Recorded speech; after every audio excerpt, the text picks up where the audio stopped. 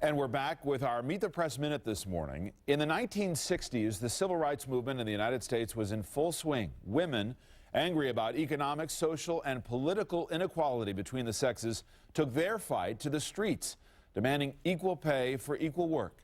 By the 1970s, the idea of equality for women had become more mainstream, but the fight for equality in the workplace continued. Women made up 36% of the workforce, but earned only 59 cents to the dollar of their male counterparts.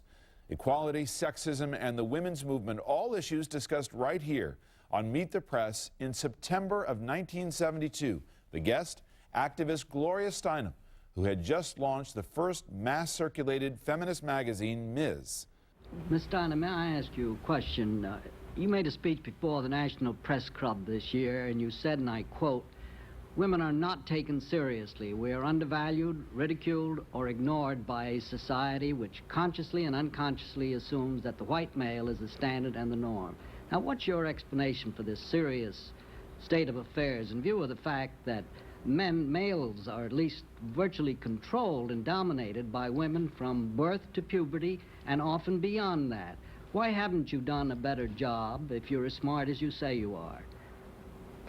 Well, that's your statement, not mine, that men are virtually controlled by women from birth onward. I mean, if you take an intelligent person with the normal hopes and ambitions and confine her to the home, she becomes sometimes over-dominating within those four walls, as a man would be as well. But the truth of her situation is that she has no real power over her life outside the home, nor does she have power over the economics or the politics of her life. So, you know, I wouldn't accept the premise of that statement. Well, hasn't she an opportunity to brainwash the male during those early formative years? Why doesn't she do it? Well, I think it's beginning to change, not to brainwash, but to be objective for a change and to eliminate the sex and the race stereotypes.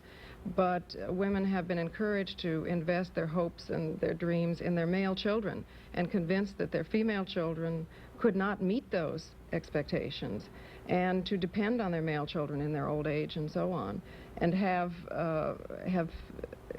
been made to realize the rather severe danger and risks of not perpetuating the small amount of well-being that they have in the system as it is. What kind of choice is it, after all, to be able to go out and earn half as much as a man for doing the very same work? Could she support her family? Could she support her children? Could her daughter?